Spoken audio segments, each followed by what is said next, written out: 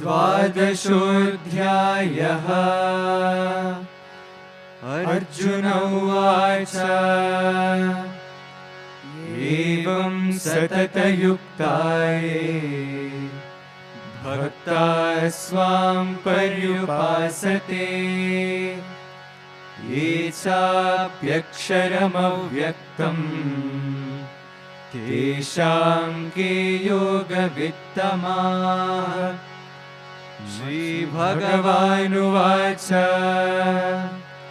मय्यावेश्य मनो ये मां नित्ययुक्ता उपासते श्रद्धया परयोपेता ते मे युक्ततमा मताः। ये त्वक्षरमनिर्देश्यम् अव्यक्तं पर्युपासते सर्वत्र गमचिन्त्यं च कूटस्थमचलं ध्रुवम् सन्नियम्येन्द्रियग्रामम् सर्वत्र समबुद्धयः ते प्राप्नुवन्ति मामेव सर्वभूतहिते रताः।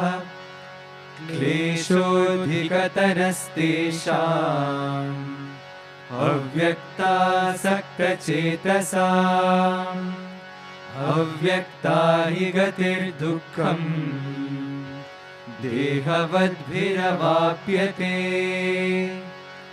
ये तु सर्वाणि कर्माणि मयि सन्न्यस्य मत्पराः अनन्येनैव योगेन मां ध्यायन्त उपासते तेषामहं समुद्धर्ता मृत्युसंसारसागरात् भवामि न चिरात् पार्थ मय्यावेशितचेतसाम् मय्येव मन आधत्स्व मयि बुद्धिं निवेशय निवसिष्यसि मय्येव अत ऊर्ध्वं न संशयः।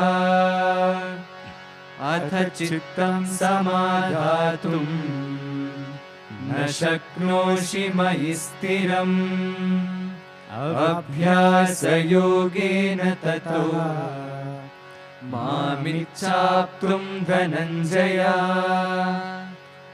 अभ्यासेऽप्यसमर्थोऽसि मत्कर्म परमो भव मदर्थमपि कर्माणि कुर्वन् सिद्धिमवाप्स्यसि। अथैतदप्यशक्तोऽसि कर्तुं मद्योगमाश्रितः सर्वकर्मफलत्यागम् ततः कुरु यतात्मवान्। श्रेयो हि ज्ञानमभ्यासात् ज्ञानात् ध्यानं विशिष्यते ध्यानात् कर्मफलत्यागः त्यागात् शान्तिरनन्तरम्। अद्वेष्टा सर्वभूतानां मैत्रः करुण एव च निर्ममो निरहङ्कारः समदुःखसुखक्षमी सन्तुष्टः सततं योगी यतात्मा दृढनिश्चयः। मय्यर्पितमनो बुद्धिः यो मद्भक्तः स मे प्रियः। यस्मान्नो द्विजते लोकः लोकान्नो द्विजते च यः। हर्षामर्षभयोद्वेगैः मुक्तो यः स च मे प्रियः। अनपेक्षः शुचिर्दक्षः उदासीनो गतव्यतः सर्वारम्भपरित्यागी यो मद्भक्तः स मे प्रियः यो न हृष्यति न द्वेष्टि न शोचति न काङ्क्षति शुभाशुभपरित्यागी भक्तिमान्यः स मे प्रियः समशत्रौ च मित्रे च तथा मानापमानयोः शीतोष्णसुखदुःखेषु समः सङ्गविवर्जितः तुल्यनिन्दास्तुतिर्मौनी सन्तुष्टो येन केनचित् अनिकेतस्थिरमतिः भक्तिमान् मे प्रियो नरः ये तु धर्मामृतमिदं यथोक्तं पर्युपासते श्रद्धाना मत्परमाः भक्तास्तेऽतीव मे प्रियाः. So we went through the whole 212th chapter of Bhagavad Gita from the beginning till the end now, these 20 shlokas. I recollect every time I revise because every time there is a new set of students who have attended one class or not attended the other.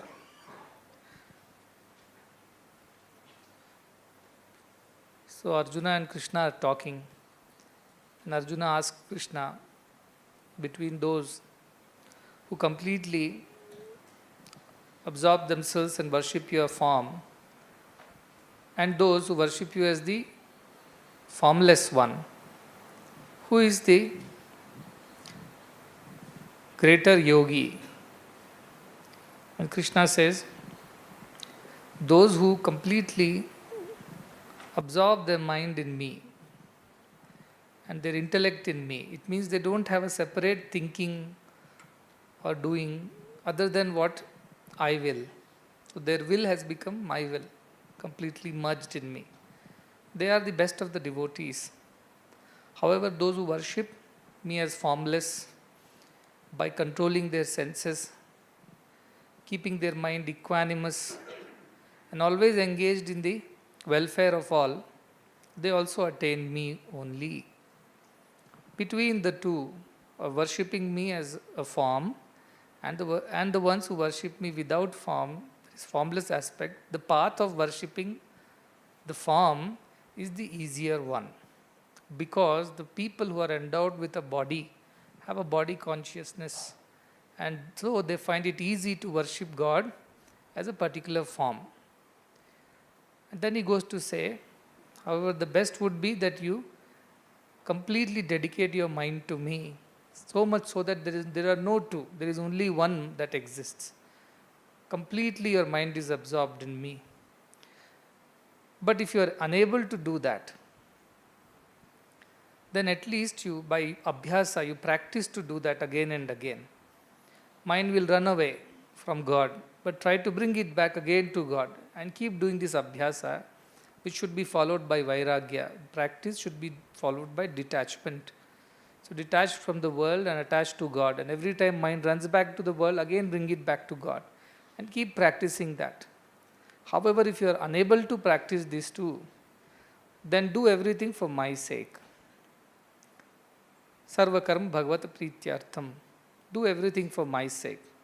Because by doing in this way, you will also attain the highest. Your mind will be always absorbed in God. Slowly it will become like that because you're doing everything for Krishna's sake. If you are unable to remember me and do everything for my sake, at times our mind is so engaged, engrossed in the work that we forget for whom we are working. We think it is my work and I am doing it. It's very difficult to get rid of this. So at least do one thing at the end of it. Please renounce the fruits of all your actions to me. Karma phala tyaga. You give it to me. Good, bad, favorable, unfavorable, pleasant, unpleasant. Whatever comes out of it. Just don't be perturbed. Offer it to me. That would be the way. So in the first step he said, completely absorb your mind in me. The Naham, there is no idea of me existing separate from God. There is no kartritva bhava there. That is difficult. So second step he says, okay, have kartritva bhava, you are doing, but you are doing it for my sake. So get that clear. And if that also you are not able to do all the time, at least whatever you have done, offer the fruits of those actions at the end to me. Whatever comes out of it, accept it. And then he goes on to describe that doing it mechanically without any knowledge, it is better to do it with some knowledge of what you are doing. But better than doing with just the knowledge, sheer dry knowledge, it is to have feelings, dhyanat vishishyate, have feelings, have the understanding, meditate on what you are doing, why are you doing. And finally, above all, the easiest is to give up the fruits of all actions, renounce it to me, and thereby be happy. Once you are practicing this, what will happen to you? You will become anapeksha, you will become desireless, you will become pure. At the same time, you will do everything to the best of your capacity, dakshaha. You will become udasina, you will not be attached to anything. Katavyataha, whatever happens, you will let go of it. This way he goes on to describe that you will become, you do not have any hatred towards anybody. You have love and compassion and friendly demeanor all the time. You neither become too happy in achievements, nor you become sad when there are failures. In both circumstances, you remain equanimous. You will give up all kinds of pursuit. It means you will not be the initiator of the action. As the action is needed to be done, you will do it for my sake, renounce the fruits of the actions and be at peace again. And that way you will continue to follow what I say. And if you follow exactly as I say, ultimately you will become the dearest of my devotees. Not just devotee, dear devotee, you will become the dearest devotee if you do exactly as I say. And that's how he concludes the final part of the 20th chapter. 20th shloka tells that. The 12th chapter concludes. Of all the chapters, we picked up this chapter. Because truly this is the crest jewel of the whole Bhagavad Gita, the essence. Dharmyamritam. This is the Amrita, this is the nectar of the entire Bhagavad Gita. Elsewhere we don't see this word Dharmyamritam. So all the doing and non-doing or whatever associated with doing is there. Everything he has described here, how we should lead our lives as devotees. If we want to be dearest devotees of God, what is expected of us and how to achieve that also Krishna tells us so very clearly. I ask that if you get some doubts and questions, you can ask me after this. So if you have not got any doubts, obviously you are prajnani by now, because they say chidyan chintyate sarva samshayaha. All the doubts disappear for whom? Tasmin drishte. The one who has seen the highest, for him all doubts have disappeared. So either you will have no doubts because you have seen everything and you know everything and there is nothing more to be known. Only to him or her no doubts exist. The other part is you are still in Ajnana and you are still trying to practice. Ajnanis are also not going to have any doubts. They think they know everything.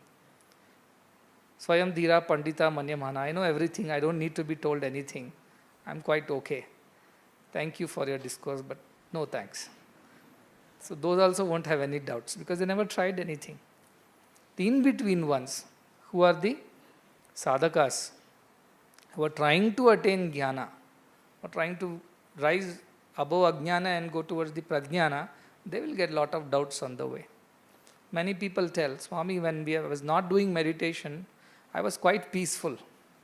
I had no issues at all. I was waking up, eating my breakfast, playing, studying, singing bhajans, sleeping. I had no really big problem. The day you started telling me, you get up, meditate on me, read this, read that, all kinds of disturbances are coming in my mind. What is happening? So for that there is an example. Suppose your room is too dirty for a long time. You never cleaned it. All the dirt is under the carpet, under the desks and tables, and you never seen that. And you are happily sleeping in the same room without realizing how much dirt there is. You think it is clean. But when you pick up a broom and start cleaning on one Sunday, your warden comes on a round and says, "What is this, your room? It's looking like a junkyard. Pick up your clothes, fold them and keep it neatly." clean the dust, dirt, cobwebs. What happens first? Suddenly the comfort, the blissful ignorance in which you are living gets disturbed. Now as you start cleaning, the dust rises, gets into your nose, you cough. There is discomfort because the cleaning process has begun. In the same way, when you don't do any sadhana, you will imagine yourself to be very happy, but that happiness is ignorance. Ignorance is bliss, as they say. That's another kind of bliss. But that's in a satirical way it's being said, that you don't realize what trouble is coming your way. You're happily sleeping. However, when you start putting some effort on this path, howsoever little, the first thing that happens is the purification of mind begins. So it exposes you to all the impurities that already exist within you, your ahankara, mamakara, kartrutva bhava, dvesha, all these start surfacing. And then with this practice you have to start detaching yourself. Abhyasena tu kaunteya vairagyena cha gruhyate. So keep discarding. This is the old book, I don't need this book. These are old clothes, I don't require them anymore. This is too much of dust, let me keep up. There are cobwebs, let me remove them. So there is an effort that is put. Prayatna. Yatato. The word comes yatata in many places. Yatatmavan. Yatataha. The one who puts effort. The one who engages.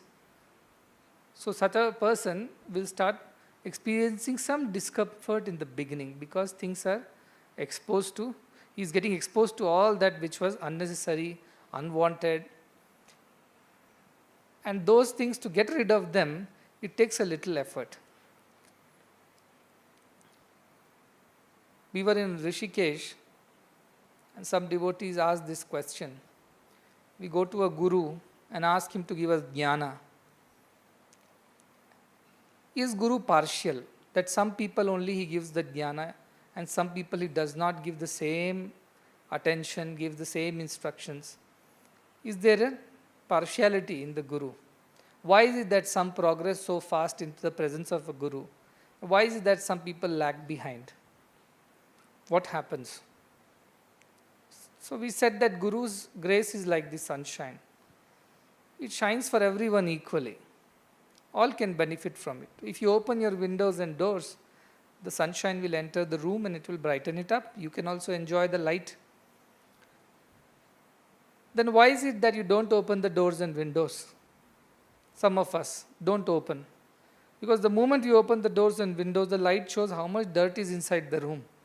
We have been living in so much of dust and dirt. The room is so unkempt. And that exposes all that which needs to be gotten rid of. And then the next moment what happens? Oh, I don't want to get rid of this. This is too difficult. So close the windows right back. Shut the door. And then Guru's grace, despite being around you, you don't benefit from it. Because you're not putting the effort needed. Effort is discomfort when you start. So that makes it very difficult. That is what Ashtavakra says. But those people who are worldly, they are Vagmi, they speak a lot. Prajna means lot of intelligence they think. And they are very busy. Lot of work they do. But the moment they become closer to realization, what happens? They become mukam, jada alasam. In a positive way. In the sense they become mukam. They cannot speak anymore because the jnana tells them there is nothing to be spoken. So they naturally become silent.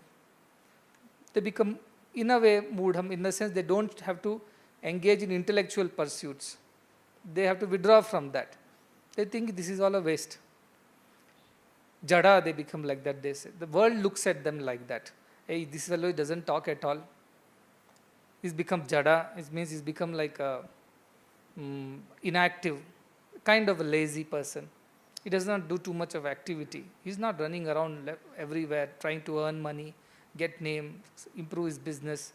Look at him, he's just withdrawing from everything. In a way, he's becoming useless. So what happened? The world perceives them like this. What happened to him? Till yesterday he was so active, running around doing so many things in the world. Suddenly he's become so silent, withdrawn. He's not interested in all these things. out of that fear that what will world think of us, and also their inner attachment to going on speaking, making friendships, making associations, and keeping themselves active for whatever reason, because their guna is like that, rajas. They find it difficult to withdraw from all these action, even if it's useless. So what they do, they instead give up the good things, the tattva. Tasya tyaktva, tattva tyaktva they call it. They give up the tattva itself, saying that if I become divine and spiritual, I cannot go to movies and malls, I won't enjoy this junk food, because my conscience will tell, this is not sattvic food, this is not sattvic behavior. I cannot enjoy all the friendships that I have so far on all my social media, because half of them or most of them are quite worldly. Suddenly I will not feel like talking to everyone, I will try to keep to myself. I will lose friends. I'll become probably less intelligent because I'm not talking and engaging myself in too many things. I may not make enough profits in the business because I'm no more interested in doing that business. I find the uselessness of that. So out of that fear, what they do, they rather give up the pursuit of God, because they want to enjoy still, like the Narada the pig. We heard that story. He wanted to be a pig only, though he was a Maharshi, born as a pig. He wants to roll in that slush with his wife and plenty of dozens of children, and he's so happy. Even if Indra comes and tries to remind him, what are you doing? Let's get up, go to heavens. Your place is there. He says, no, I'm quite happy over here. And even if Indra takes him forcefully to the heaven, because of his guna, he wants to come back. So that is the story of those who are worldly, who don't want to put an effort on this path, because the moment they put an effort, there is discomfort. What is the discomfort? You may become a viragi. You may become detached. Suddenly your friends will say you are no good friend. Your parents will look at you as some stranger. The world looks at the spiritual people as mad people. The spiritual people look at the worldly people as mad people. Both look at each other the same way. Only thing, the worldly people will say it aloud. The spiritual people will smile within themselves. Isn't it? Worldly, what happened to him? The spiritual person, what are you doing in your life? Where are you heading? You don't even know. Anyway, let me keep quiet. Mauni, I'll remain silent. So his nature is that if others come and praise or blame also, Mauni is the answer. I will only remain silent. No point in talking to them. Who won't understand, not even try to understand. So many people give up the spiritual pursuit out of their own attachments, their gunas. Prakriti, all the Prakriti, all the Kriyamani, Sarvaihi, all the actions in the Prakriti is because of the guna. Only ahankara vimudhatma karta aham iti manyate. We think we are doing things, but these gunas of a purva janma samskaras, of all the accumulated vasanas, they make us do what we do. Somebody eats a lot. Somebody cannot eat. Somebody sleeps a lot. Somebody does not sleep at all. Somebody is so hyperactive. Somebody is so dull. All these are because of the accumulated vasanas and gunas of the past, which make us do what we do. Now, to rise beyond that, you have to put an effort. And that effort is what is expected of a devotee. But the moment we have to put the effort, its first thing is discomfort. Take a simple example like learning a new thing. It's an effort. You want to go and do some yogasana, it's an effort. Everything is an effort.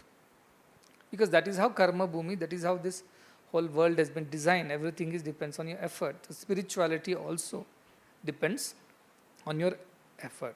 That is for yatatam, the one who puts effort, the one who makes an effort to realize God.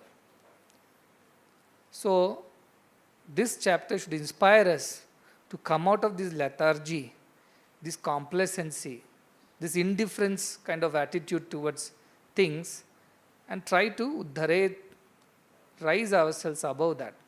Uddhared atman atmanam. You have to help yourself come up. Because you alone are your friend. Atmano hi atmano bandhu. Atmano hi ripura atmanaha. You alone are your friend. You alone are your enemy. So even if I give a discourse and he explains and we all hear it and read it any number of times, unless we put a little effort to help ourselves rise, despite the discomfort, despite what others say, what others don't say, what others think, don't think, irrespective of all that, if we try to put some effort, we will rise. Ata urdhvam na samshaya. Definitely we will rise. And it's so much of assurance, Bhagavad Gita, this. Pratyavayo na vidyate. There is no adverse reaction to this, except that your so-called friends will become, they'll unfriend you. Because you are no more like them. You have changed. They will say, he's not anymore the same, she's no more the same. So they will not engage with you. They will not invite you over to their parties and dinners or whatever activities they do. Because you are no more like them. Your nature has changed. But if you put this effort, except for this reaction, which is a good reaction, isn't it? Sarva Sangha Parityagi. You have to give up everything at the end. So especially first start with giving up the company which does not help you to remain spiritual or become spiritual. So it automatically starts happening like this. That is the only adverse effect from the worldly point of view, which is actually a very good effect for the spiritual aspirant. Pratyavayu na vidyate. There is no adverse effect on this path. Neha abhikrama nashosti. And any effort that you put will not be destroyed. If you have put some effort today, and suppose for some reason you are no more tomorrow, these efforts will be carried forward into the next birth. And you will begin from where you had left last time. See the goodness of this path. Anything else, you start a business, your business collapses. You went home for a holiday, came back, somebody did something and your business has collapsed. You have to start from the scratch. But here, whatever you had done in the past, it will come to your rescue. And it will help you lead yourself from there up further. So no efforts will be wasted on this path. And no adverse effects are met by the person who is yatatma, who is putting efforts on this path. So why I am repeating it again and again is that all this reading is of no use unless we put efforts. 1 ounce of practice is greater than tons of preaching. Little practice, swalpam apyasya, little bit, kinchita, little bit, put efforts is what I said. So last time I requested that you pick up one quality, one idea from this 12th chapter and try to see if you can put efforts to practice that completely, as none of these qualities are independent of each other. They are all dependent. They are in a way same thing said in different ways.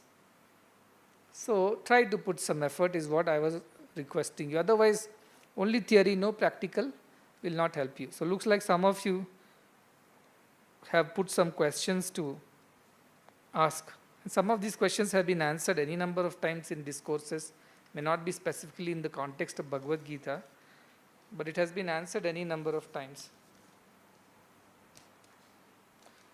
I'll start with the very first question of the very first sloka. Swami, you said take a name and form, through that we have to reach the formless. But for me, I'm unable to meditate on one form or either on formless. None of these is happening for me. So what do I do? I don't know, Swami. Please tell me what should I do. So the problem is that I'm not able to meditate on a particular form, nor I'm able to think of the formless. So that was the first step, right? Maya Veshya Manoyama Nitya Yukta Upasya, or Mayeva Mana Adhastva Mayi Buddhim Niveshya. Meditate means what? Your mind gets absorbed in the object of meditation. Completely it gets absorbed in that deity or whatever they think that you are meditating upon. If you're meditating on money, that is also meditation. Your mind is completely filled with money. That's also meditation. Meditation is only a path, like a knife. It can be used to cut an apple, it can be used to cut a finger, it can be used to cut anybody. A doctor uses to cut a patient. So meditation is only a method, a path. It can be used for anything. If you meditate too much on anything, you start developing attachment to that. That also Krishna told in earlier chapters. Dhyato Vishayan Punsaha Sangasteshu Pajayate. Dhyana. This word comes there also. Continuously thinking of something is meditation, so much so that you become one with it. It could be worldly, it could be spiritual. So the person who is suffering, saying, I'm not able to keep a particular form or name in my mind, they keep changing. What do I do? So Krishna has already answered. Abhyasa you do. If abhyasa is also not possible, then what do you do? Let us start with Sarva Karma Bhagavad Prityartham. So if you're not able to meditate on any form and name, don't worry. Do Sarva Karma Bhagavad Prityartham. Whichever God it is, I offer it to that God. If that also is not possible, he only says Sarva Karma Phalatyagam. At least do that. Be an instrument in my hand and do the Phalatyaga. So that answer is like, if you are not able to concentrate on a particular form or a name, don't worry. Krishna has already said, if you can't do that, I know there is a problem. You please try to do everything for my sake. At least for that sake. If that also is not possible, just do whatever you have got to do. At the end of it, renounce all the fruits of the action. You begin there and somewhere you will reach. But see, purification of mind is simple. Chanchalam manasa is very chanchala. To stabilize that only, all this action has to be done. So to stabilize the mind, this purification thing, purifying the mind, you have to do some action and offer it to God, to begin there. And then as it emerges, it should be a natural process. You can't hurry up. You cannot expedite it suddenly. Many people write, Swami, I want quick, what is the fastest path of attaining Atma Jnana? I told, I only know of paths. I don't know about the fastest and slowest paths. There are several paths I know. Now it's up to you how much effort you put, and accordingly you will achieve it. There is nothing like you will achieve it tomorrow or in a year. So many people ask, if I chant this mantra, how many times should I chant that I will attain realization? Or how many months should I follow this particular vrata? I tell, first of all, I am teaching you Sarva Karma Palatyagam. Again, you are asking, if I do this, will I get that? This is not transaction, this is transformation. It's a process. It takes its own thing, and everybody has a different path, different process. No two paths are same, no two people's processes are same. So allow yourself to naturally, gradually evolve. There is no great hurry. So take your time. And slowly, as the mind becomes more and more pure, it will be more stable and steady. Then you can pick up a form and name that is close to you, and you start doing that. So even if you have no form and name in mind, at least you can still offer the fruits of your actions to whatever existence, Satyam, Jnanam, Anantam, that is. I offer it all this to that great cosmic intelligence, the wisdom. Whatever exists, I am offering it to them. Whether form or no form does not matter. Begin there, and slowly and steadily you will develop that habit of keeping your mind steady. Swami, you said that we should not have any action, any sort of expectation when we perform an action. But if it is an action done in an attempt to make you happy, and if we do succeed in doing that, is it wrong to expect your proximity and your love? See, making me happy is what it has got to do with proximity. Making me happy, I am saying Sarva Karma Bhagavad Prityartham, for happiness of God, for the delight of God, for the love of God, do. But when you put the other clause, I will make you happy, now it's time you make me happy. How? Look at me, call me for an interview, talk to me. Then it is wrong. But of course, it is a better thing to desire for than to desire for the praise of the public, which only boosts your ego. Definitely, it is a better desire. Anapeksha, you cannot become overnight. But you can replace a lower desire with a higher desire. The higher desire is that I want the love of God. But don't put condition, it is to be this way and it has to be that way. Somebody asked me, how do I know that you love me? Because you never look at me. You never take my letters. You never call me for interview. It's been 3 years I've been here. So how do I know that you love me? I told, the very fact that you love me tells that I love you. Because if I don't love you, you cannot love me. There are billions of people on this earth, all don't love me. Because I have not yet picked them up. They are all in the queue. Someday in some other way. But I've already picked you up, and I've already given you that love in your heart for myself. That clearly is the proof that I have love for you. So should that not satisfy a devotee? Meera said, see, but the other gopikas were used to fight. Krishna was with me and Krishna was with her or with whom. That was to be the debate after every Rasa Leela. Well, what did Meera say? Chakara rakho ji, make me a servant of yours. Why? Not that I will expect a salary, accommodation, reimbursements, nothing. Make me a servant so that wherever you are moving around, some corner I can look at you. That's all I want. I'm not asking you to look at me. I'm not even asking you to praise my work. Oh, well, you cleaned the road so well. Or you have done this decoration so well. Not even I'm expecting that. Just because I am your servant, somewhere in a corner, in a nook or corner, I'll be doing my work silently. And just in case you pass by, I'll have the fortune of looking at you. So make me a servant of yours. Chakara is naukar, chakar, they say. So make me a servant. That's all I'm expecting.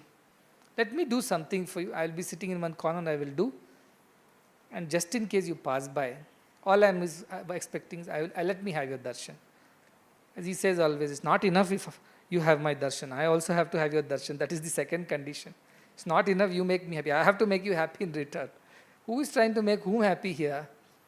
Who is Bhakta? Who is Bhagavan? That's why I said, most people come and say, Swami, I want to surrender to you. But actually they want me to surrender to them. Do this and don't do that. And that definitely you should not do. It's the conditions on the letter. So how can that be bhakti?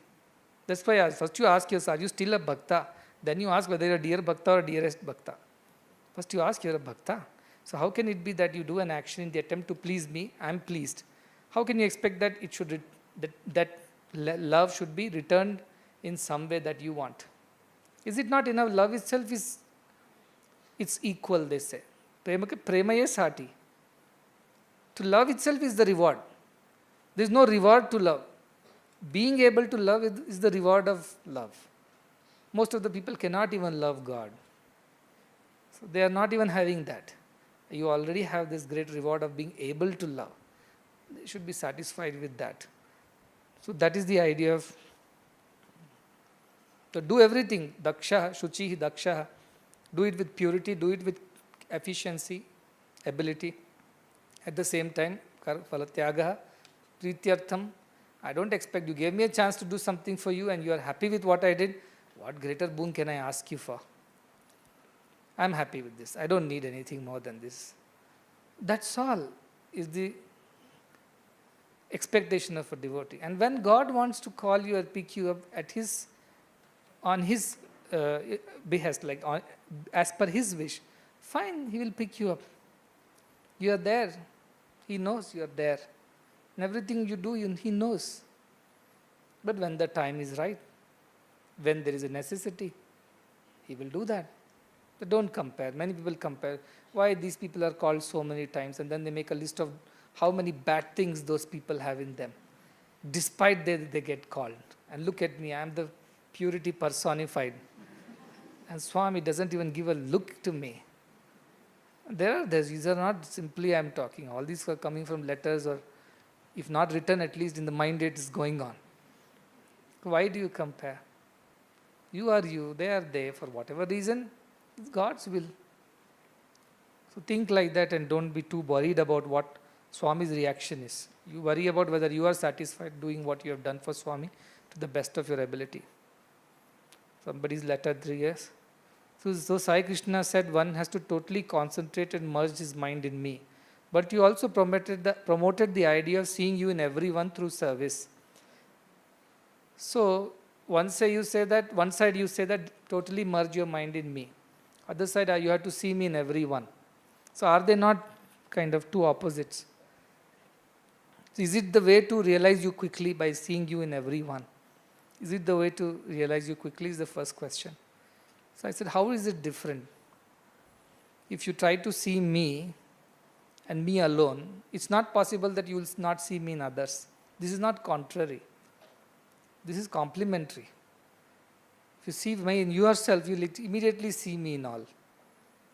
Because ekatvam pasyata, he will only see one, he cannot see two. Of course, if you think of me as only the form in a particular place with a particular name, it is difficult for you to see me in everyone. But at least theoretically, if you start believing that no, Krishna has said, Sarva Bhuta Antaratma, I am there in all.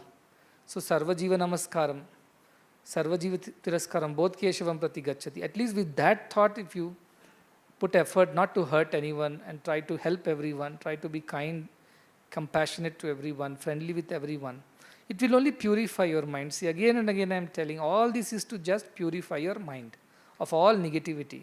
And it will reveal, like a lake which is clear, reveals its bottom. Likewise, it will naturally reveal to you your divinity, the Krishna. So it is only a question of purifying your mind, whatever you do. So if you think Krishna exists in all, and that's why I should be careful not to harm anyone, hurt anyone, be friendly, be kind, that will start purifying your mind. And as the water gets purified, the bottom of the lake will be clear. But that is what this effort is about. When I visualize you in me in the form of a Jyoti, is this manifest form or the formless aspect? Because you are meditating on a Jyoti. See, Jyoti meditation is not meditation on the Atman. Jyoti meditation is a thought meditation. It is a training of the mind. It is a training process. You can meditate on anything, as I said. You can take a thumb, and people do thumb meditation. They focus on thumb. They don't want the mind to deviate from the thumb. So is thumb formless? Thumb is not the question. The thought is the question. Jyoti meditation initially is a process for you to steady your mind, to observe your mind and not let it run this way, that way. And once you have sharpened this mind, like you have sharpened the axe or sharpened the knife, then it can be used to think of God. But unless your mind is sharp enough or your knife is sharp enough, how can you start cutting vegetables? So this process of Jyoti meditation is just the beginning of process of the sharpening of your mind, or Chittavritti Nirodha, to constrain the vagaries of the mind. But that is not the ultimate. That's only an enabler, a way to achieve that. So that is a practice in the initial stage. Of course, from that, if you start thinking that God is Jyoti, and in Jyoti you imagine or visualize Krishna is there, it's a Krishna Jyoti, then there is a higher level of thinking. So it's the thought meditation more than Atma meditation. It's a thought to keep your mind steady, and once you have developed that steadiness, then you can think of anything, any God, anything, and you will achieve greatness in that. So all Jyoti meditation or thumb meditation is not necessarily a spiritual activity. It's an activity to tame the mind and its vagaries, to control the vagaries. That's all it is. Beyond that is the idea of form or formless.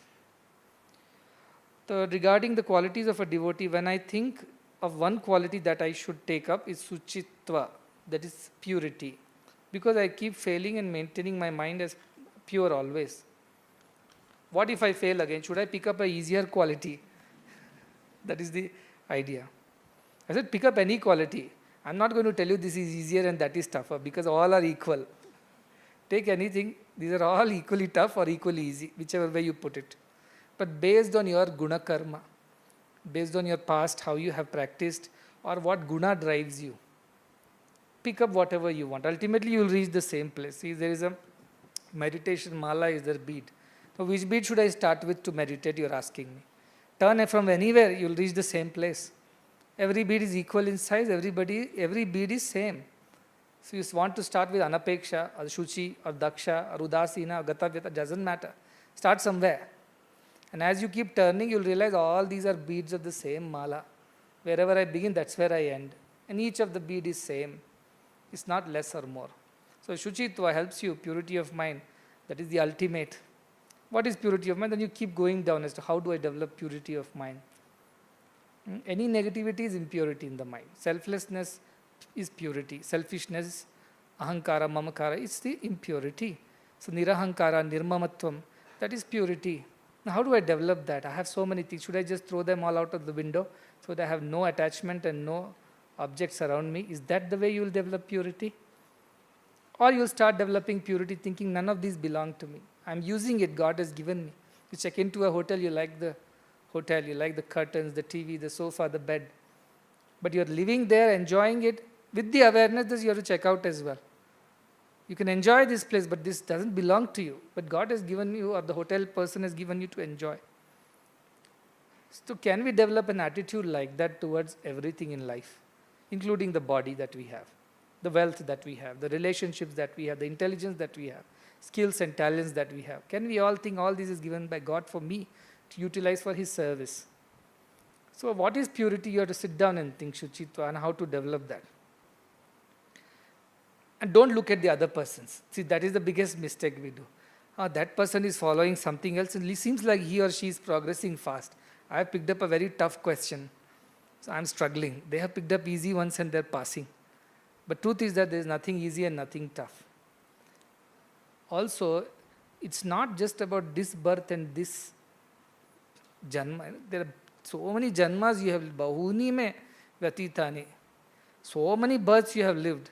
So don't compare yourself with your age. That this is a 7th class fellow. How come he is already attained so much of steadiness and purity? I have 70 years and still I am thinking of all kinds of things.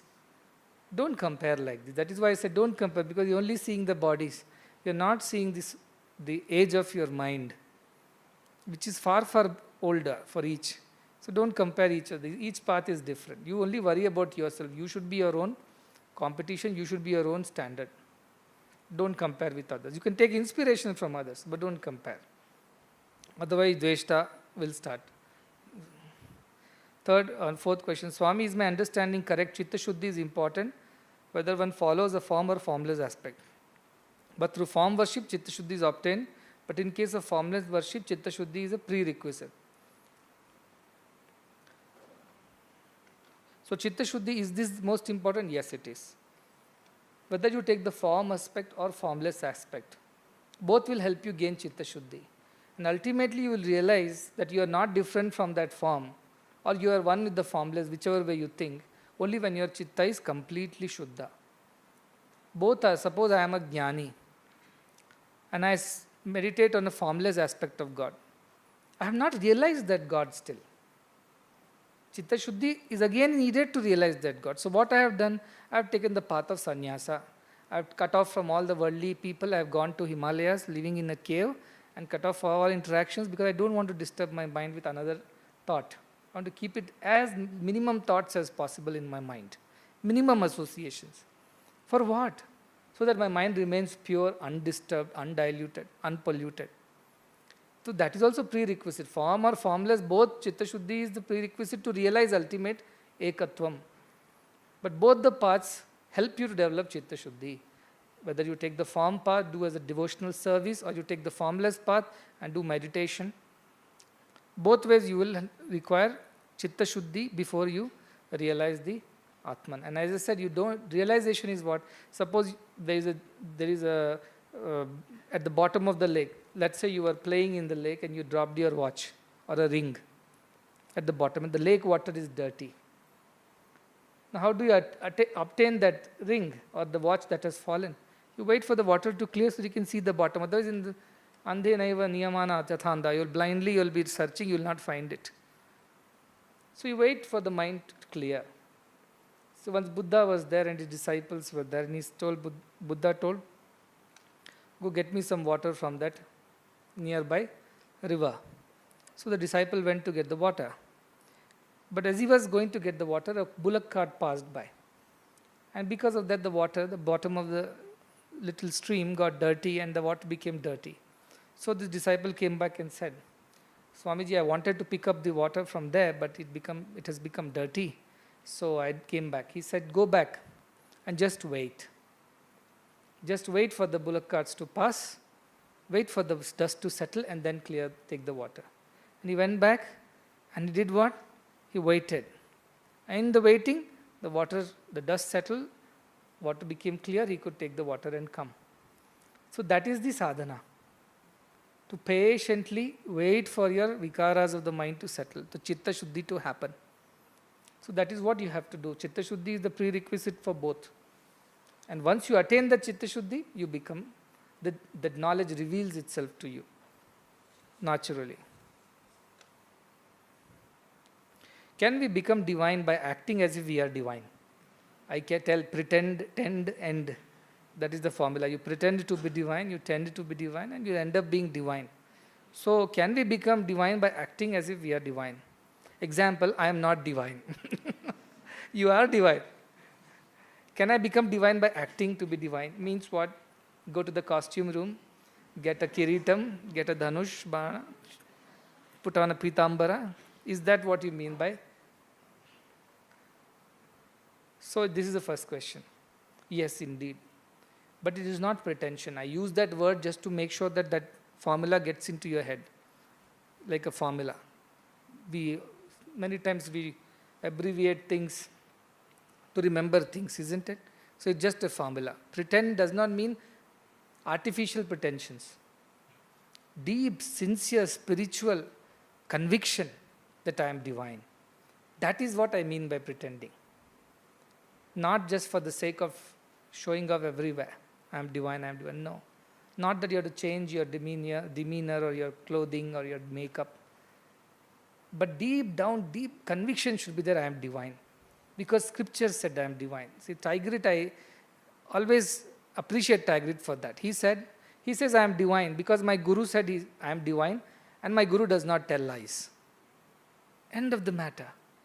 And why guru? The scriptures said you are divine. The scriptures say three steps to realizing any truth. One is Shastra Pramana or Shruti.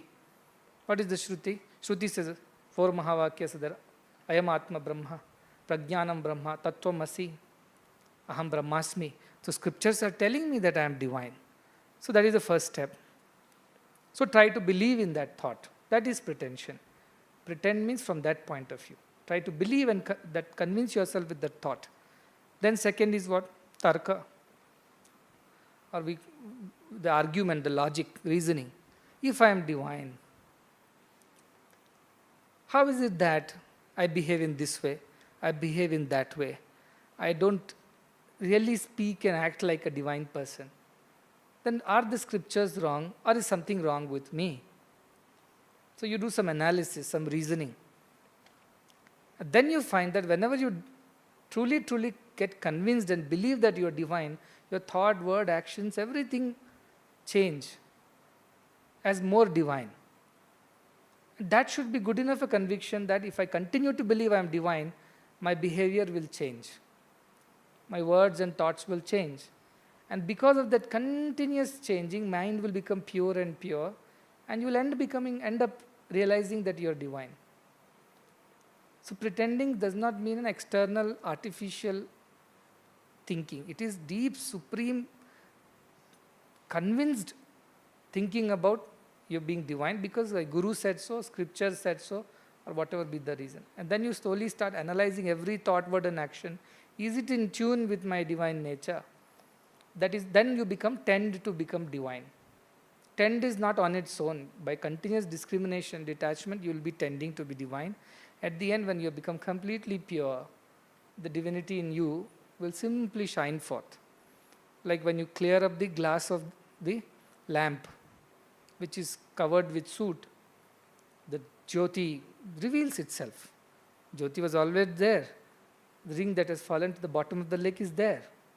To attain that, this process. So pretension is not the pretension that we do outside to the world.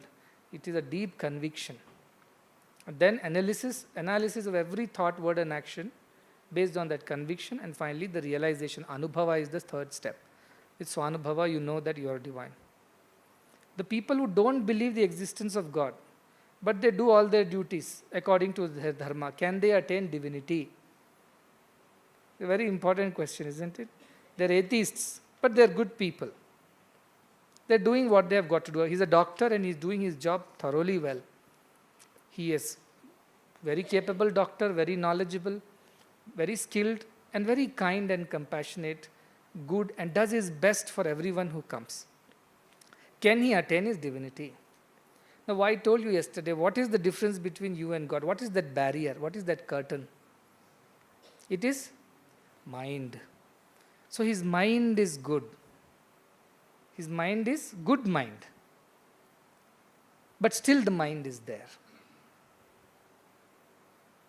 Isn't it? His mind is a good mind. He's helpful, he's kind, he's compassionate, but yet I am doing is there. Only when you get rid of this I and merge this I in the bigger I, that is when realization happens, isn't it? That is what we are saying all the time. So, can he realize divinity? Unfortunately, no. Because till he gets rid of this mind, I feeling that I am different from God, because God does not exist for such a person. So, what will he merge that into? However, with continuous good, someday God will take mercy, pity on him. But on his own, he will not be able to attain. But yes, if God takes compassion on such a person because he is kind, he will teach him that beyond your mind and beyond all this doership is where I exist. Indriyabhyo, para, after Indriya comes mana. But after mana, buddhi. So he is operating at the buddhi level. Jo buddhe para, beyond the buddhi what is there, that is saha. So yo buddhe paratastu saha, that is divine. So till buddhi level is operating, he will not realize divinity. He will be a good person, people will love him, appreciate him, he will have a happy life, satisfied life, fulfilled life, but ultimate fulfillment will not happen. It's like the river going all the way, but somebody has built a dam. Until the dam releases the water will not become a part of the ocean. So it's something like that. It's doing good to everybody. The water is useful for agriculture, drinking, it helps everyone. At the end of it, can river become the ocean? No. Till that barrage or the dam is broken. So that is the idea of getting rid of the mind and the doership. That's when a good person will become a God person.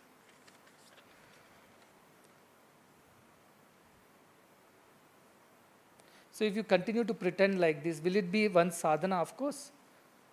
If you convince yourself that you are divine and you act accordingly, that is the sadhana. To believe and act in that. Completely. To believe is to live, I say. To believe something is to live that thing. So believe will take you to that.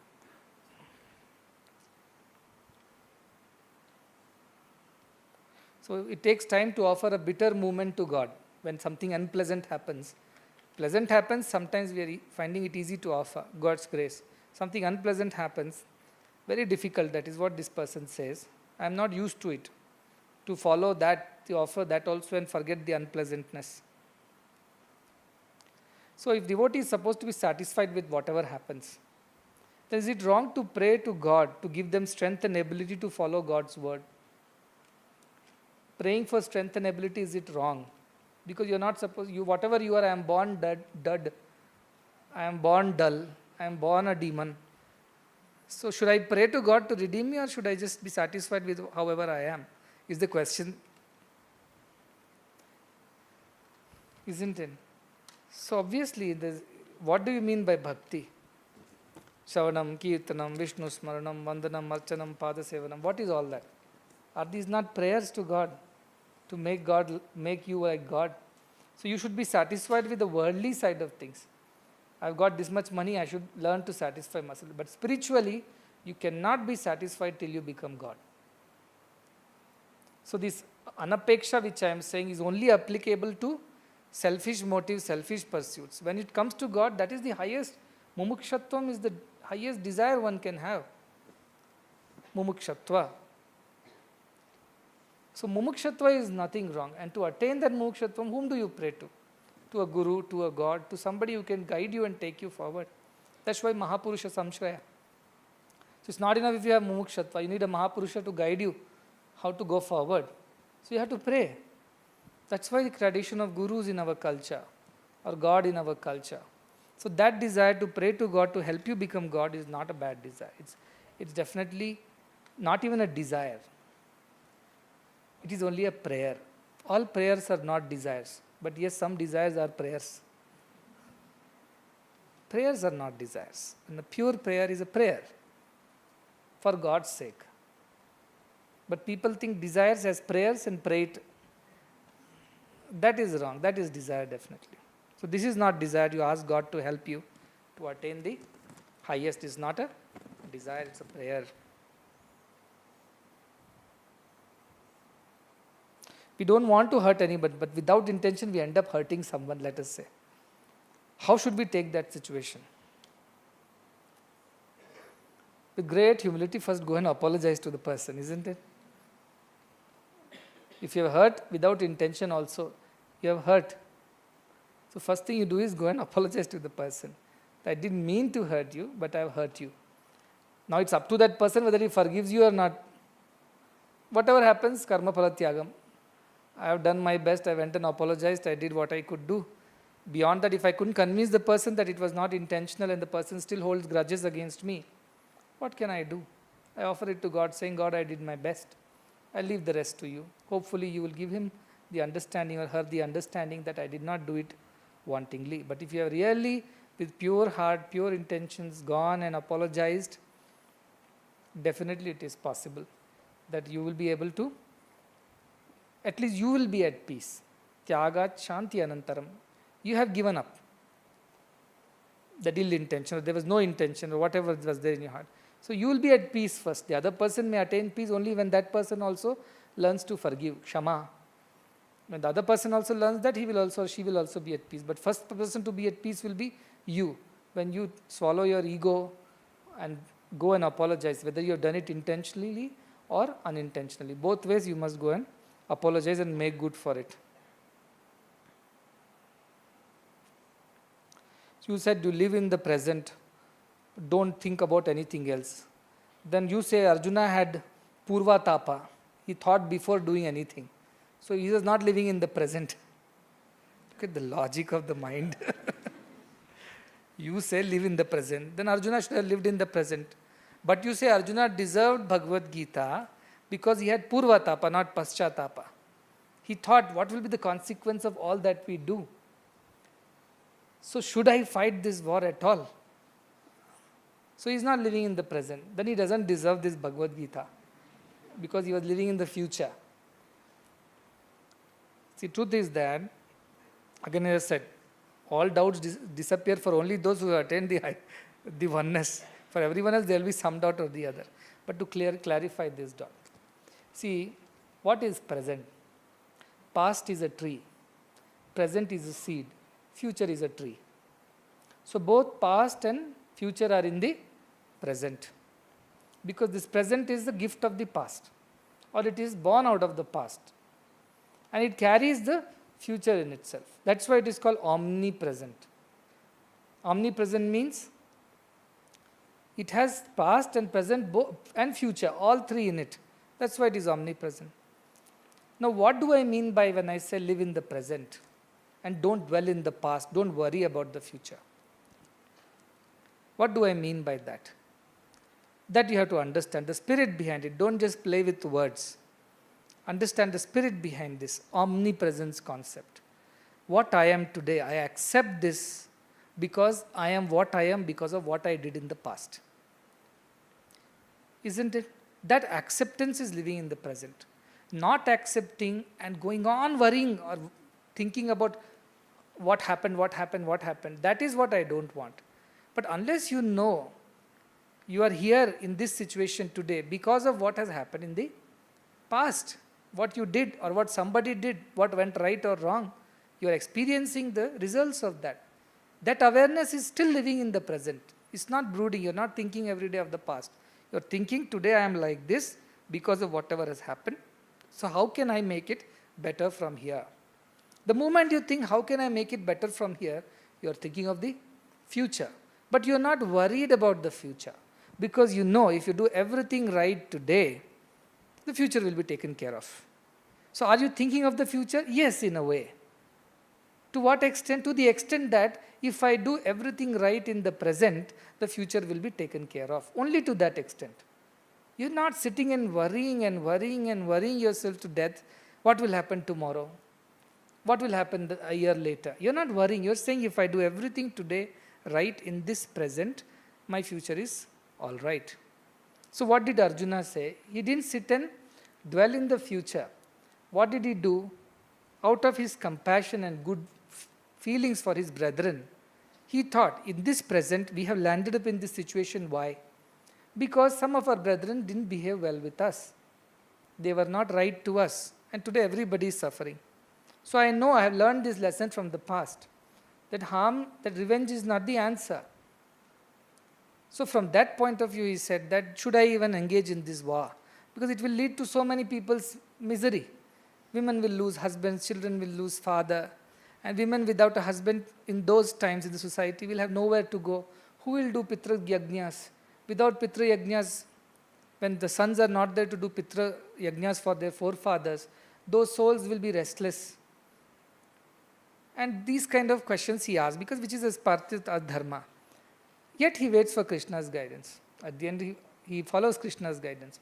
So he is not unduly worried about the future. He is just thinking, what should I do right in the present, which will ensure that the future is good for everyone. Only to that extent. So he thought about the past also, because he knew what has brought them to this situation today. The past he remembers. Otherwise, why will they be fighting a war? Does he not remember the past? He does remember. But also he remembers that by doing this, what could be the future? He is contemplating on that. And that is why he is Purvatapi. So if you do something, and we say think before you ink. So is it living in the future? It is living in the present, because you want to ensure your present is right. Because present holds the seed of the future tree. To that extent only you think of the future, not beyond that. So somebody says that if you are happy, don't be too long, don't laugh too much, all this also will pass. So should we not be excited about any good thing also? Should we remain long-faced, Something good happens also, no, we are not supposed to laugh. Krishna said, don't laugh too much. So should we behave like that, with long face? Should we not be showing our happiness, our excitement? Should we not celebrate at all? So what do you mean by equanimity? Equanimity means no celebrations, no happiness, no excitement. Also at the same time, not at all perturbed. I failed, so what? The teacher comes and says, you failed in 3 subjects, so what? I am equanimous. Should that be the attitude? Is that equanimity is the question. Isn't it? Again, this is all play of words. The logic of the mind is... So what do you mean by equanimity in good times as well as bad times? Dukkheshu anudvigna manaha, it says. And sukheshu vigada spraha. This is what equanimity is. If in the times of sorrow, take refuge in the greater will of God. Surrender to God's will. And don't be disturbed within. But let us say somebody died, very close neighbor. You go there.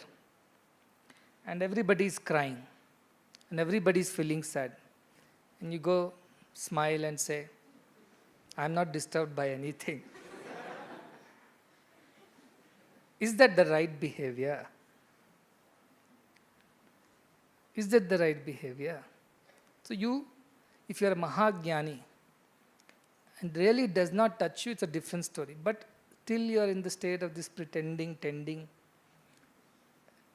out of compassion for the other person, Maitra, Karuna, should you not show some emotions? Not that you have to start lamenting and beating your chest and rolling on the floor. Not required. But should you not even have sympathy for the person who has lost something? Because that person is unable to understand this higher truth. So for that sake, but deep inside you are undisturbed, like the ocean. The waves are only on the top. Deep inside it's perfect peace. So that is equanimity. On the surface, some action will happen. So when something good happens, people come and congratulate. You don't even give a smile saying that I am not affected by all these things. They'll think you are an arrogant person. Should not smile and say, thank you very much for your good wishes. Thank you for appreciating it. But that should not disturb you from inside. The ego should not shoot up. Humility in that moment of success and praise. Where you say, pass it on to God. This God's grace that He used this body as an instrument, this mind as an instrument and achieved what it needed to achieve. So, to that extent only. But doesn't mean that you put up a flat face and don't even Acknowledge people's appreciation. That will be unfair, being in the society when you have to behave. So out of Maitra, friendship, you at least smile and say thank you. But it does not mean that you really accept it as a person. You pass it on to, you forward it to God. Similarly, in the time of despair, sorrow, difficulty, even when it comes to you, something very bad has happened unexpectedly. Now, how do you deal with that situation? It's a tremendous loss. Should you sit straight and not shed a tear is the question. Everybody is crying around you. Everybody is unhappy. Should you not pray? Should you not feel sympathy? Your karuna will kick in. It will definitely feel sympathy for everyone. But at the same time, deep inside, like the ocean, you'll remain undisturbed. In a moment, you can withdraw yourself from that thought of unwanted sorrow. And you will be able to give courage to everyone. See, this is how God's will was. This is how it has happened. So please take courage in the thought that God has done the best. Perhaps this was the right thing to do. We don't understand God's ways sometimes. There's a lady who lost her 2 sons while her husband was away on a business errand. So those 2 sons were playing in the open, and then there's this lightning that happens. It strikes both the children and they both die.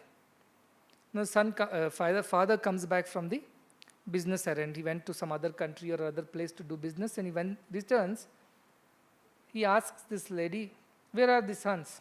First question, any father would return and ask, where are the children? And this lady said, come, have a bath, you are tired, have a meal, then we will discuss. So, father does not anticipate much, goes, has a bath, comes back for a meal, she serves the meal, they have a meal. Then she asks a question to this person. Imagine if your friend had given, if my friend had given me 2 gems to keep in my custody. And today he came and asked both of them back, both the gems, which were in my safekeeping. But I don't feel like giving it back to that person. Is it okay? The husband says, how can it be okay? The gems did not belong to you. They were of your friends. He kept it in your safekeeping. How can you? That is stealing. Keeping things of others, it's stealing. That's wrong. You should return it immediately. Then she says, that is what I did with the 2 sons. When God came and asked them back, I gave it back. That is equanimity. Dukkheshu anudvigna mana. And husband understood.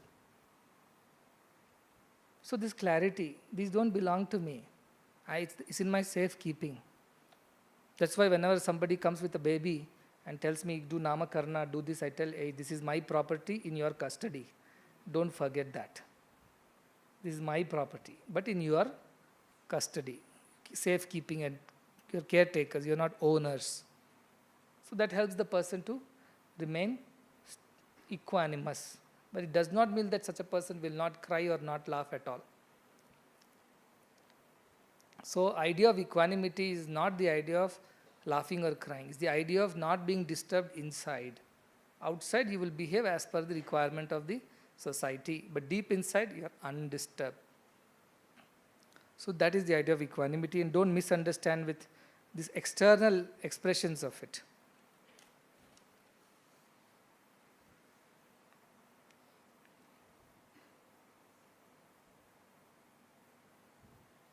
This is very honest letter. He says, many times things don't happen the way I want, and I have blamed you, Swami, for all that. I have hurt you, I have blamed you many times for my sadness. But I have also blamed myself, and I have lost self-confidence because of these things. And I always worry about what others think of me. So how do I ultimately offer everything at your feet and not be affected by anything about what people think about me? Very big problem this is, what others think. Isn't it? What I think is not important, what God thinks is not important, what others think becomes very important. Most of the people live what others would say, what others would think. That is their main problem. So what is the answer in Bhagavad Gita only for this?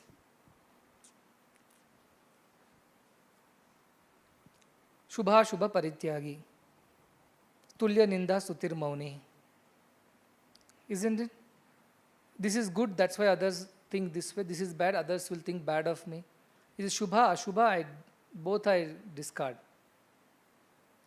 And for me, all that matters is what God would think of me. Because in the final analysis, that's what would matter. So all I am worried about is what God would think. Is it good? Others think good of me, bad of me, the tulya, ninda stuti. They praise me for this or they will blame me for this. Both are equal to me because it does not matter. Others will, their thinking will keep changing. Munde mattir binna. Everybody thinks differently of everything. As I said, the one who is God loving, he looks like mad to others. One who is world loving, he looks mad to the spiritual people. So it depends on which perspective that you have. But what should matter to you in your life is what God thinks of me. Will He be alright with what I am doing, thinking, or saying? That's enough. So I always give this example. You see, you try to please everybody, you will end up pleasing no one. But you please God, you will end up pleasing everyone. And Durvasa with his disciples landed at Draupadi's hut. That too after the noon meals were over and Akshay Patra was washed clean. And Duryodhana was the one who always was plotting against the poor Pandavas. He sent Durvasa. Durvasa came with his disciples to Duryodhana and he blessed him for all the good hospitality. And then he said, Durvasa Muni, you have blessed me so much. I want you to bless my cousins, Pandavas also, in the same way. And Draupadi's hospitality is famous.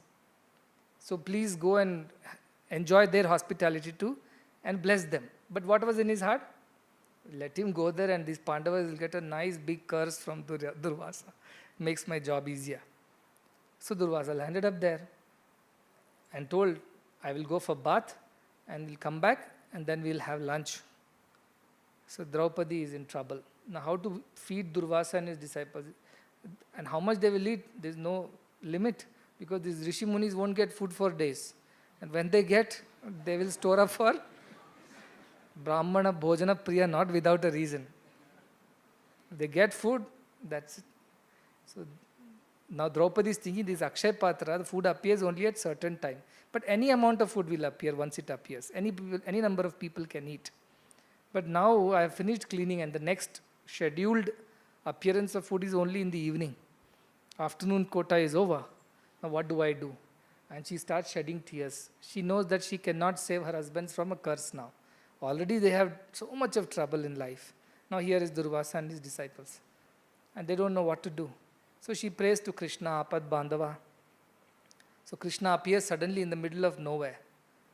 Even if you'd have had a phone or called up, even then your friend would have taken time to bring some food from some caterer. But Krishna appears right on the scene then and there, in the middle of nowhere. Knocks on the door. Oh, Krishna, good that you have come. I am in big trouble. He says, what happened? Durvasa and his disciples are here for the food. That's a good thing. So he said, no, that's not a good thing because we finished our food. There's nothing left. Let's see if something is left in your vessel. No, there's nothing left. I just washed it. See if something is left. So she goes and picks up the Akshay Patra and sees. And Krishna looks inside, such a small leaf is left. Somewhere sticking in a corner. Krishna says, see, there is food. And you're saying there's no food for me. I'm hungry. And he picks that leaf and puts it on his tongue. That's it. The moment he puts in his mouth, all the Durvasa and disciples, their all stomachs are full. As if they've just eaten a wholesome meal. They burp so loudly that all birds fly away from the trees. So Durvasa and disciples. So you can imagine Draupadi was not worried without a reason. These people are getting food every day. Those rishis will get once in a blue moon because they'll be walking all around the forest and once in a while they'll reach an ashrama or some grihastha's place where they'll be given some food. So they'll eat as much as they can. So as he belched, all the birds flew. Animals disappeared from the forest out of fear. But Krishna is no less. He tells Bhima, what happened is so late, this Durvasa and his disciples have not yet come back. Go and see what they're doing, call them and come. Bhima is like, Krishna, should I really do that? Because we don't have any food here. If they come back here now, what will we feed them? He said, no, you go search, you come back, I will do something by then. So Bhima just follows Krishna's advice and goes in the direction of Durvasa and disciples. There Durvasa and everybody is having tough time, their stomachs are full. And they thought, Draupadi is such a sati. If she offers us food and we don't do justice to her hospitality, she may curse us. We may lose our powers. So before such a mishap happens, let us run away from here. So Durvasa and his disciples are running away in the opposite direction of the hut. And Bhima is running behind. He thought Durvasa has got upset with us. He shouldn't curse us. He's running behind Durvasa and his disciples, and with all their bellies rolling up and down, they are running. Look at the sight that Krishna created. Why this story? To tell you that if you pleased Krishna, you pleased everyone. At the end, everybody will be satisfied. So don't worry about what others think if you are right. Isn't it? If you can please God with whatever you are doing, and how will you know you are pleasing God or not? Because inside you will feel satisfied. I have done this for Swami, I have done it well. You'll feel great love for Swami, and that is the indication that Swami has given his love to you. Because you feel, whenever we do something for Swami, howsoever small little, doesn't our love increase for Swami? We feel so much more love today for Swami because we have done something for Swami. Even if it's putting a flower here, or even if it's singing a bhajan, or anything small. So the moment you feel that satisfaction within, you know that Krishna has been satisfied. Because my Atma Krishna, my Atma Rama is satisfied. That is good enough a proof that Swami is happy. So that is most important. See, Lokaninda, Lokastuti will keep changing with time. Today if you are good to somebody, they'll praise you. Tomorrow for some reason you have to be bad to that person. Bad in the sense you're doing something which is not wanting, that person doesn't like it. Then he will curse you also. So how long can you depend on their praise and blame? So let them do what they want to do. You do what is right. You do for pleasing God, and that will help you to attain God. So that is more or less the questions which came, and somebody asked me one more question from abroad. People are watching this. Swami, I don't want to do so much of service activities for you in my country, but I see so many other devotees are there. They don't participate at all. They don't participate with the same enthusiasm as me. So sometimes I feel very dejected, and even I get upset. Why are they not participating? Why I have to do everything? So why am I suffering like this? And he himself writes, is it my doership that I suffer? That I feel that why are they not doing and I am doing? Or even if I don't think I am doing, it is to be done. And those people are not participating, though they call themselves devotees. So why I am feeling so disturbed is the question he asked, which is very natural. Many people come for good things. When it comes to hard work, many of the people are not around to help because they are only interested in so much, not beyond. They are not ready to put more efforts on this path. So what do I do? So to them the answer is that, see, again I've been observing Ashtavakra's thoughts. Ashtavakra says very beautifully, Kartritvam Agni Martanda Agni. Kartritvam Dukkham Martanda Agni Dagda Antaratmanaha. What he says, this doership is a tremendous fire of sorrow in which your inner being gets burnt. This doership is such a big fire in which all your inner being gets burnt. It means you get so disturbed. If a finger burns, how much pain is that? Even the fire is off, you've taken off the finger, still for many days that pain and the suffering will be there. So that is the fire of doership, he says, Ashtavakra. Definitely it is doership. I am doing so much.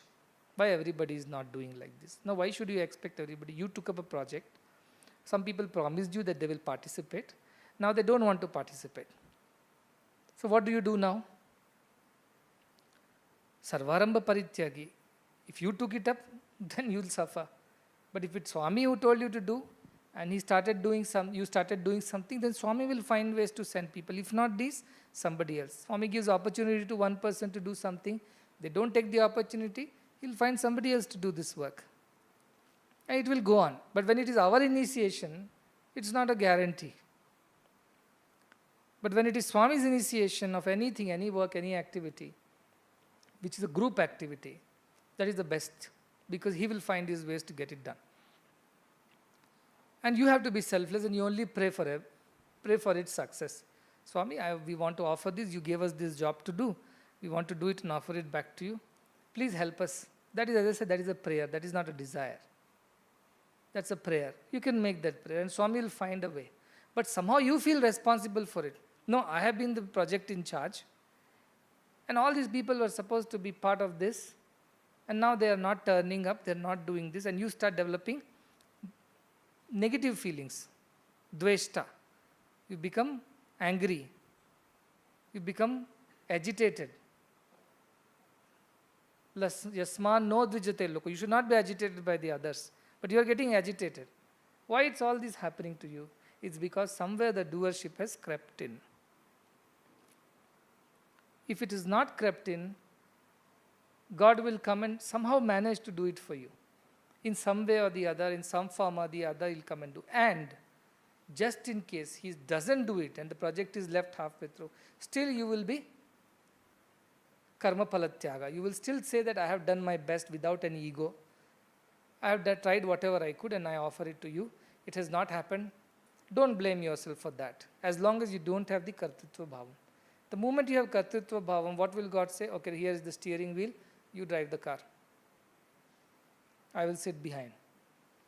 So that is where we start suffering. Most of the people, when they work in a group, they suffer because they keep looking at what others are not doing and what they are doing. And then they suffer comparing with each other and they get angry with each other and things like that. Of course, as a leader of a group, like suppose you have in the department over here, 10 people are to work in the department. As a leader, you have to have that maitra, karuna, with which you should have such good relationship with each other that you should be able to inspire them. Also, you should understand their limits, how far they will go and not further. Accordingly, you allocate the job to them. I don't give the same job to everyone because I know that is how much they can do. If I give more than that, they will not be able to do. Everybody will get frustrated. They will get frustrated. The whole experience, instead of being joyful, will become a misery to everyone. So understand your people correctly. Don't set wrong expectations. All this is part of your daksha, efficiency, your skills as a leader of the group, to understand each other's weaknesses, strengths, capabilities, interests, and accordingly allot them the task. And suppose beyond all this also you don't have enough people to achieve that task, then don't go for that much of achievement. Adjust according to your people, according to your resources. I want to change the whole world. But can I do it tomorrow? I know everybody's limitations. This itself, all the work that we do, we're trying to do for the welfare of the world, many people, it is beyond their capacity, but they're all rising in their capacity. But still, at some point in time, I said, this is enough. Even if people want to come and do more, I tell, no, first finish this much, then we will see the next thing. Then I will not frustrate myself. Yasma no dvijate loko, loka no dvijate chaya. That is what will happen. I will not bother anybody. Others will not come and become a reason for my botheration. We both can be in peace. Yes, work will happen at its own pace. I can't achieve it by tomorrow. That won't happen. All right. So that extent also, as a leader of a group, as a devotee, you have to plan your work, you have to plan your people, understand their efficiencies, skills, talents, abilities, interests, and then accordingly adjust your workload. Otherwise, you will end up frustrating yourself. That is also, even if you don't have a doership, you will end up frustrating because you will not have done a daksha job out of it, a good efficiency job, and you will feel sad about it. So understand that first, you feel bad because there is a sense of doership. Second, if you lack dakshatvam, that also can be a reason for your sorrow and the sorrow of others. Dakshatvam means not just the skill and technical skill of the work, but also people skill, motivation, leadership, people management. All that is also part of your dakshatvam as a devotee of the leaders. I hope he is listening and he will understand what I am saying. So despite your best effort, despite all your best planning, if you have not achieved something, then leave the rest to me. Surrender. From there, I will pick up and do the rest. So either of the two you do. I don't mind answering questions. I don't mind answering these sessions. But my whole interest at the end is that you should put it into practice. Nididhyasana is most important to me. Shravanam, Mananam does not lead us to the ultimate. Thinking of the chapati, discussing the chapati, does not make us satisfy our hunger. Eating chapati alone can satisfy us. So eating is in your hand. I can make a chapati, serve the chapati to you. Beyond that, I cannot make you eat. That is your own effort. So that effort you should put prayatna, yatna, yatatmavan. It says very clearly, last sloka it says very clearly. Yetu dharmyamritam idam yathoktam paryupasate shraddadana matparaha yathoktam upasate. As I said, you follow that with shraddha. If you don't follow, you have only heard this. He didn't say that you yathoktaha shravanate or yathokta pravachanate. No, this is upasate. Upasana means practice. So that practice you must undertake.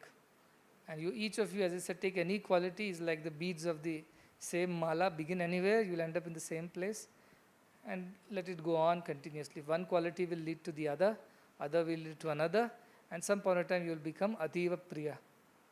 So please put efforts and practice. That's all I expect. So with that we close this discussion on the 12th chapter of Bhagavad Gita. Take some time, do mananam, nididhyasanam, and if come up with more doubts, you can always come and ask me. But all the other chapters, I am leaving it for you to read, because this is the most important chapter for me. If you understand this, that relation between you and me becomes pure, becomes unsullied, becomes divine. Otherwise, this relationship comes with a lot of ifs, buts. If you do this, then you are that. If you don't do this, I don't want this conditional bhakti. Unconditional bhakti is what I expect. This is what came from Gopikas and Gopalas. They didn't expect anything. Even if Kuchela came, he came with the expectation that Krishna will help him as a friend. Pandavas came to Krishna with some expectation that he will help them solve this crisis. But Gopalas, Gopikas came with no expectations, except for wanting to be in Krishna's presence. Whatever he's doing, just have a look. Meera went with no expectation.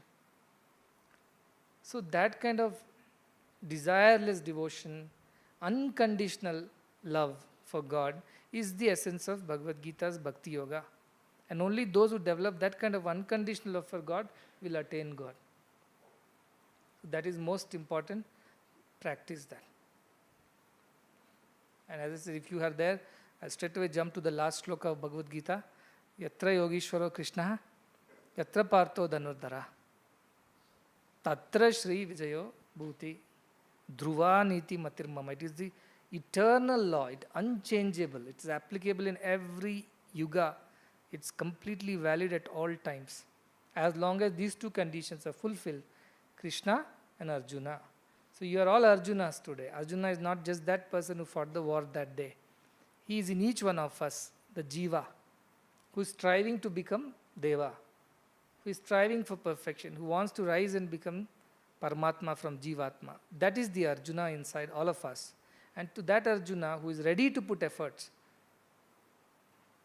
Partho Dhanurdharaha, with the bow. If he says, I don't want to fight a war, please tell me, not that Arjuna, who is willing to put effort on this path. He's ready with his dhanu, the bow. And Yogeshwara Krishna, of course, is there to teach you. So though both a sincere, devout sadhaka, devotee, willing to put efforts, combined with God's grace and guidance, will attain Shri prosperity, spiritual prosperity. Vijaya, success in your endeavors to achieve God. Vibhuti means good name, fame, whatever follows after that. That is by and by. So you also have to put that effort. That is most important. If you do that, there is no doubt you will become that.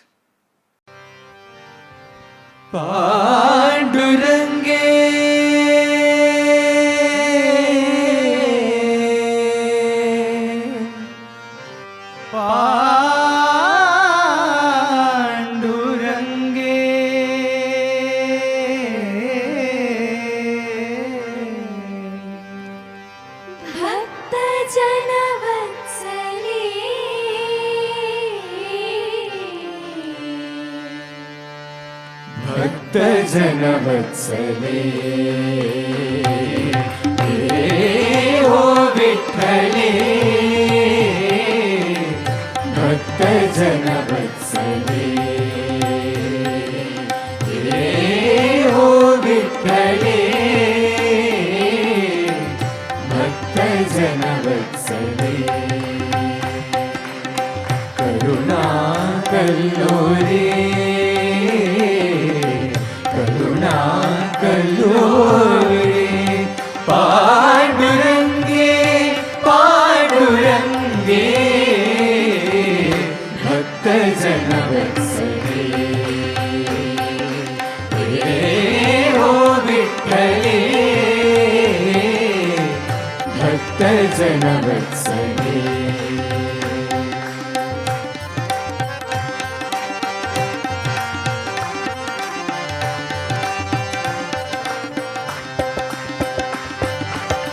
सजल जल गगन पीतांबर परिधाना सजल जल गगन पीतांबर परिधाना पीतांबर परिधाना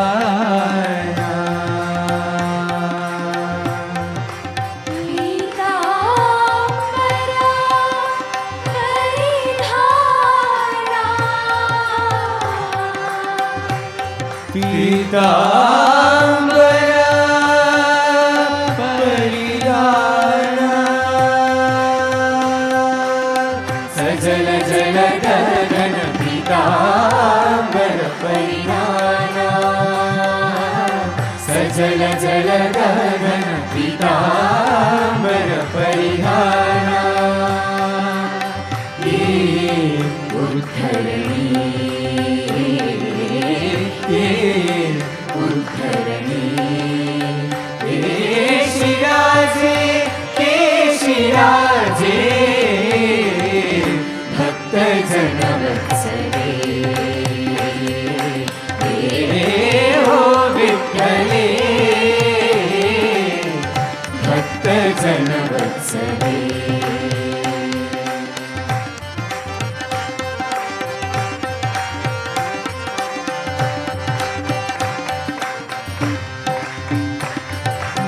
नामावणी तू विश्वाची जननी नामावणी तू विश्वाची जननी पमपनि पापा पमपनि सा सा नि सनि पापा मपनि पमरि सा पमपनि पापा पमपनि सा सा सनि सनि पापा मपनि नि पमरि सा सरि ममरि सरि मपा सरि ममरि सरि मपा मपनि पमपनि सा मपनि नि पमपनि सा रि सरि सा रि सनि सा नि पमपा रि पमपा रि सनि सा नि पमपा रि सनि सा नि पमपा रि सा नि प रि सा नि प रि सा मरि सनि सरि सरि सनि पमरि सनि सनि मरि मरि सनि मपनि पनि पमपनि सरि सरि सनि मरि सनि सरि सा नि पनि मपनि प मरि सनि सा मरि सनि सरि सा सा नि पनि मपनि प मरि सनि सा मरि सनि सरि सनि सा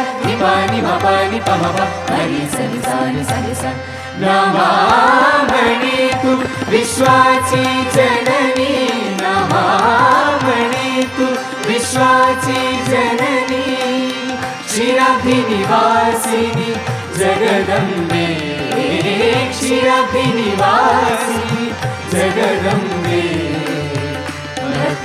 भक्तजनवत्सले हे हो विठ्ठले भक्तजनवत्सले हे हो विठ्ठले भक्तजनवत्सले हे हो विठ्ठले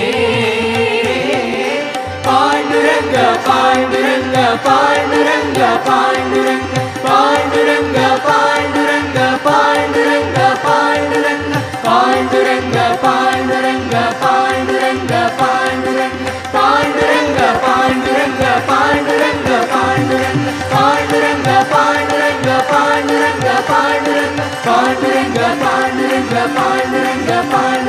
पांडुरंग पांडुरंग पांडुरंग पांडुरंग पांडुरंग पांडुरंग पांडुरंग पांडुरंग पांडुरंग पांडुरंग पांडुरंग पांडुरंग पांडुरंग पांडुरंग